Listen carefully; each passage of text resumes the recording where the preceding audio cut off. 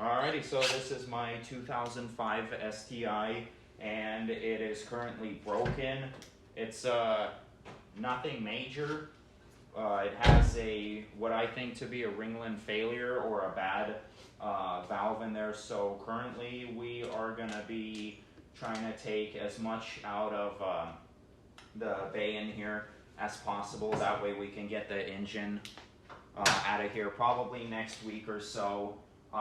As you can see, we have a lot to work on, so we have all day to get it going. So yeah, I'm gonna get started on here. First thing we have to do is take the hood off so we have a little bit more room to work on in here, and my brother's gonna help me with it.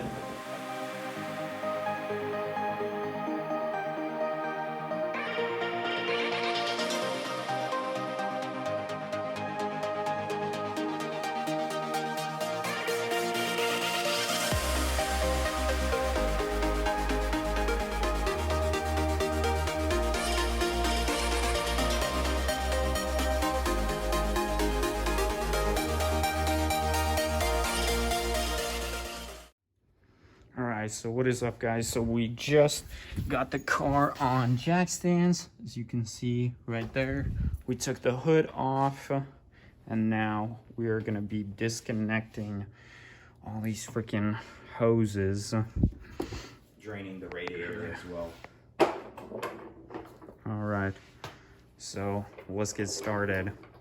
I have to take the splash tray from underneath. Most people will have that already off because they're running aftermarket headers. I'm still running stock headers, so my car came mostly stock, so I'm gonna get that out real quick. That way we don't have any of the radiator fluid splashing all over it. Whoa. Get this tarp under there just because I don't want any of the fluid to get on the pavement in here.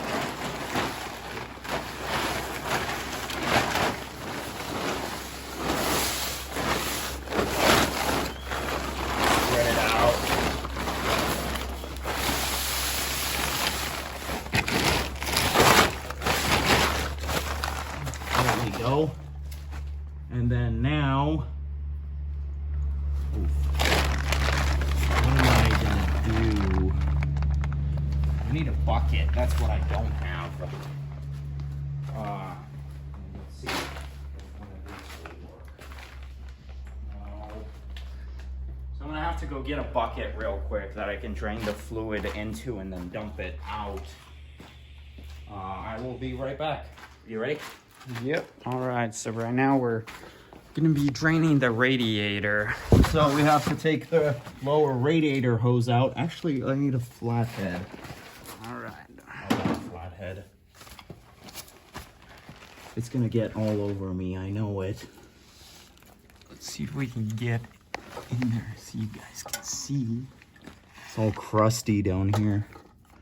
There it goes. Dude, it's gonna get all over me.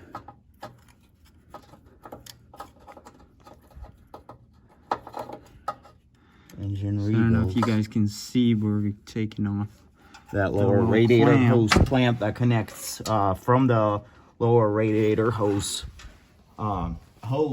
itself to the thermostat there, and right down there. So now we just got the radiator out. Look at that. Fan's still attached. Little Mishimoto radiator with shitty hoses on it. Yeah, definitely gonna have to replace. Oh yeah, I'm gonna order a set of both, a whole new bottom hose, and then we'll do a brand new top hose for that. I think the next thing we should do is disconnect the pitch stop.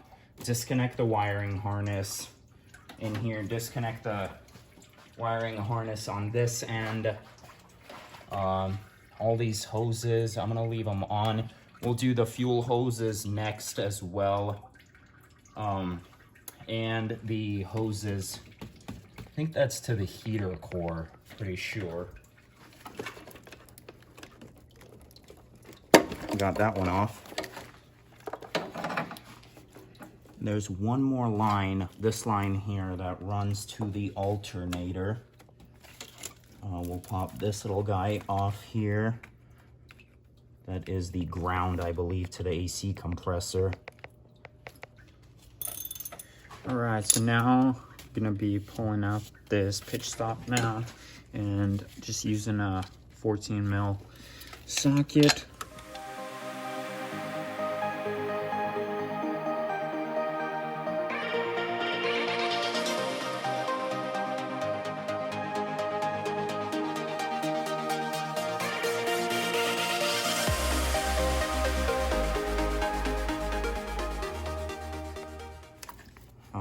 We're gonna need to get the power steering, everything from the power steering disconnected as well, and the AC compressor out. That can, you don't actually have to take it all out and take the PAG 100 out of here. All you need to do is loosen the bolts on there and just set it aside. That'll move aside, as well as the power steering pump too. These two bolts up here, and then there's one down there that's connecting to the actual block itself, and you're gonna want to remove this bracket as well as the tensioner for the accessory belts. All right, guys, so we got the screws out of here finally. Yeah, like an hour later. Where's the bracket there? It's right in here. There. So this is the tensioner bracket. Yep. Goes on there. Just got this off. Screws are still back in there. We had one screw back here, took a while, and this one right there we took out, and there was one that went right in there. Yeah, so you have the two here, and the one here, and the two up here. There, and then now it's just sitting off to the side.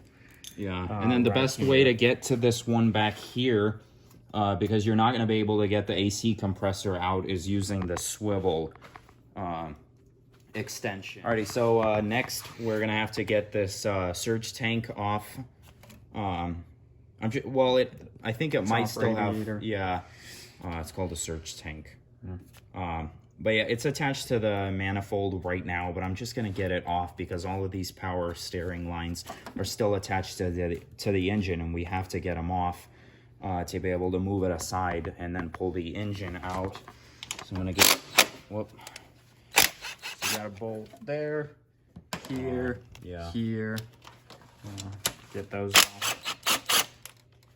Then I'm gonna have to disconnect all the, it broke anyway because I have a tab, or I had like a little nipple on here, and when I was messing with the engine, it broke off right here. So I'm gonna have to get a whole new surge tank. All right, now that that's off, let's see, I think these are 10s. You have a 10 here, a 10 here, a 10. So 1, 2, and 3, this will disconnect your power steering hose.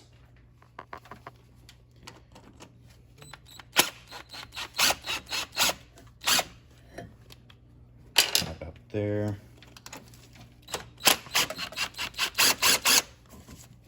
Out of there, and then get this last guy out right here as well.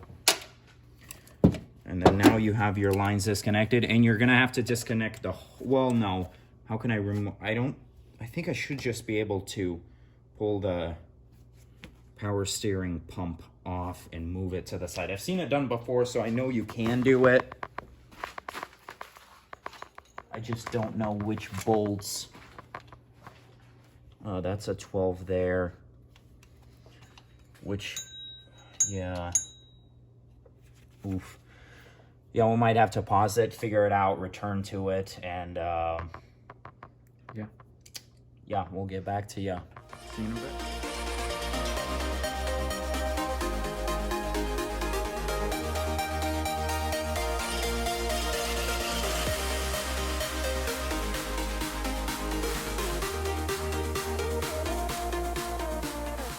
Guys, so we figured out the way to do it. So it was a little bolt. Let me see if you can see it. There's one There was one right down there, right there. For the power steering bracket. For the power steering bracket. And then there was right one there. And then right here. One right there. And one right there that attached directly to the engine right here. Yeah. So it's like right here and right there. So we just got those out. And then we'll need to get the little clip out of here. Yeah, little white clip right there. And now we can basically just got the whole thing. Move it to the side, yeah. Let me put a towel around it. Yeah. Next thing we're gonna need to do is take the starter off. So I think the starter has 2 bolts back there.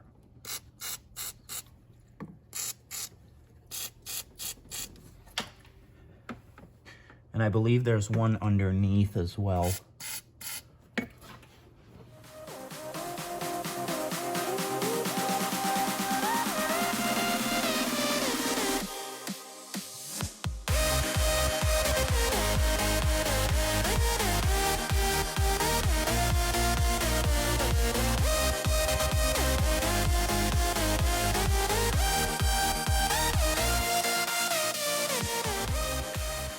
Alright guys, so we just got the starter off, and one of the bolts was a pain in the butt. Here, let me show you where.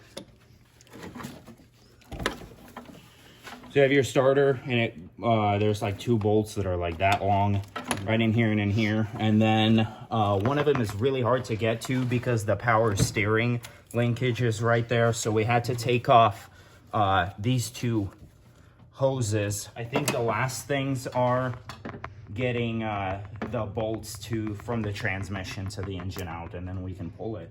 Okay. Oh, and we also need to do the engine mount bolts on the bottom, which are for 2 14 mils.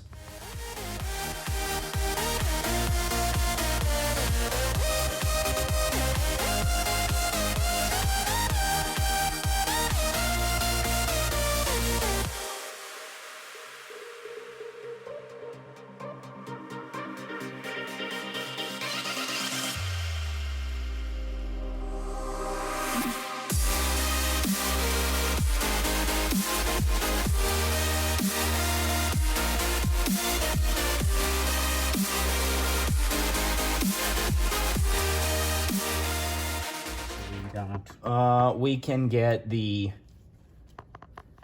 14 mil sockets off, or the 14 mil nuts off here.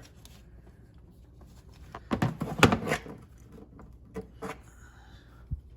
we got one right there, and then let's see. Is that the only one? Oh no, there's I think there's like 8 or 9 total.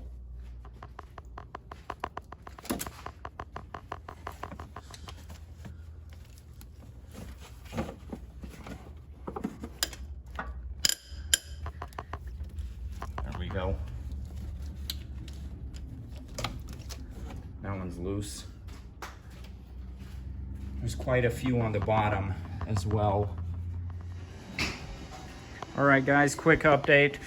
So we found out how to get that out. What little screw did you use? He's got... So for the clutch fork screw, if you have your throttle body off, that's right. Take one of your throttle body screws off, and then once you have the plug off, you can screw the throttle body screw in there and then pry it out with a pry bar. But you have to disconnect your slave cylinder, the clutch slave cylinder, and you have to take the tension off the spring as well. That way it can move freely, and then you can take the